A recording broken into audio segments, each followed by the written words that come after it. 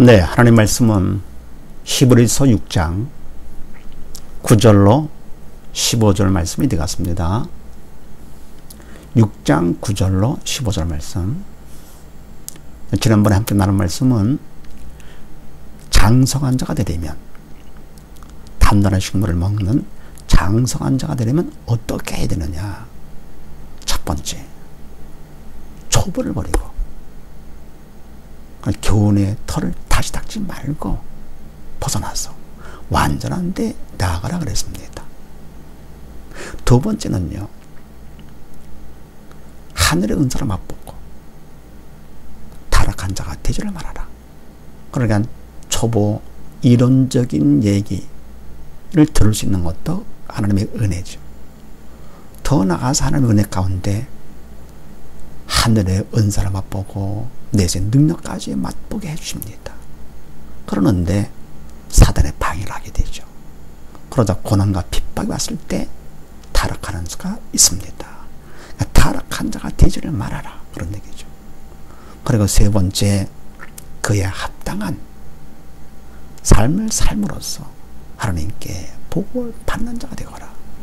합당치 못할 것 같으면은 땅이 합당한 채소가 아니고 가지 엉겅퀴를 내면 버림을 당하고 불템을 당한다 그랬습니다. 그렇게 해가지고는 장성한 자가 될 수가 없죠.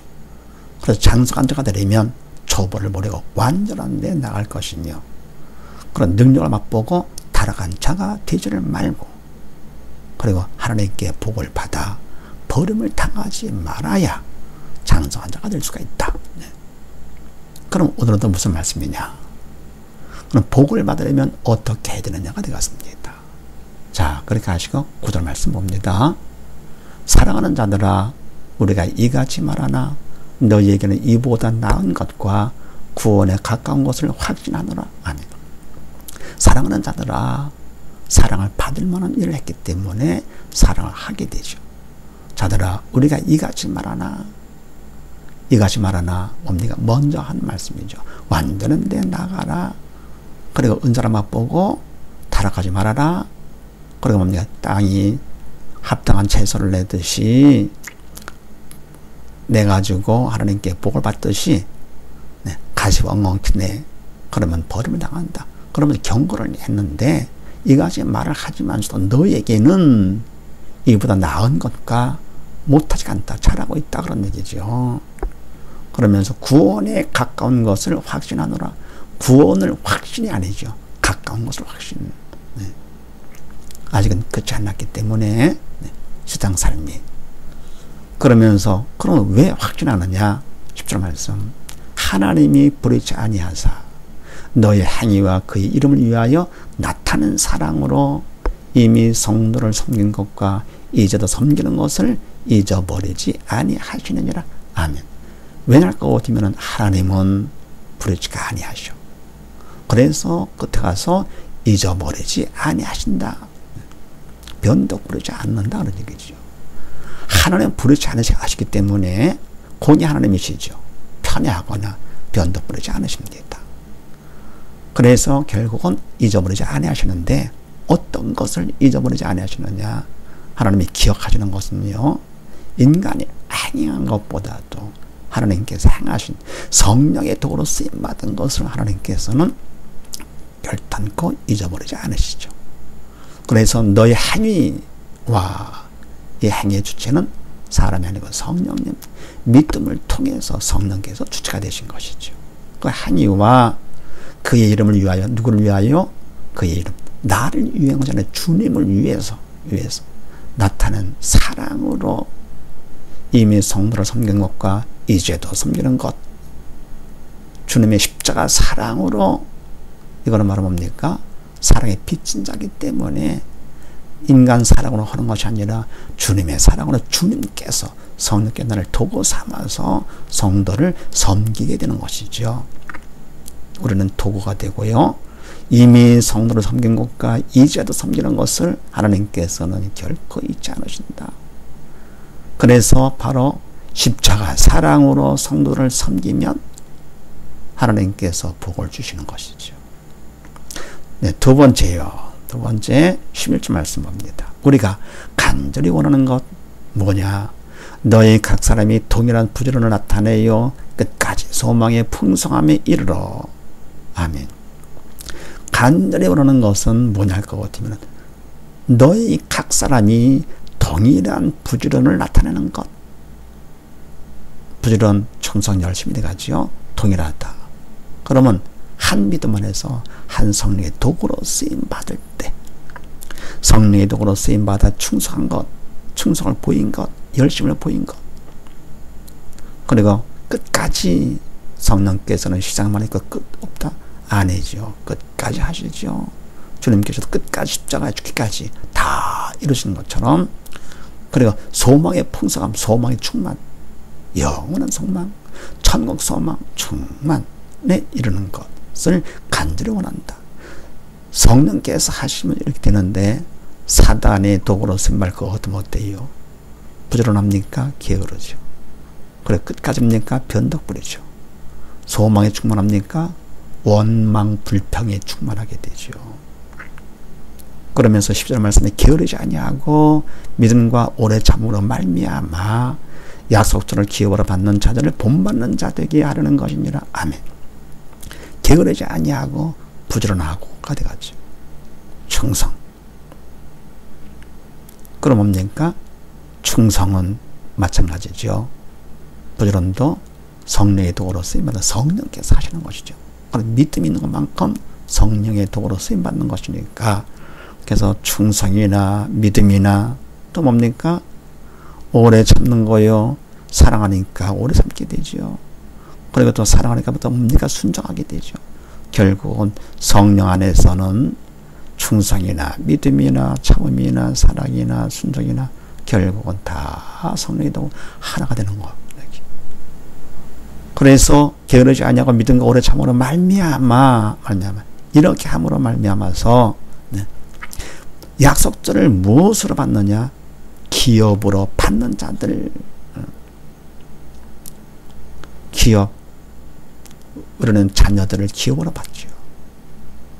그러면 이 자녀들이 내 마음에 들건 안 들건 잘 나건 못 나건 잘나도 내 자식 못 나도 내 자식 하는 것처럼 약속들을 기업 내 거다 그런 얘기죠. 약속에 내 마음에 들건 안 들건 좋건 안 좋건 그냥 내 것.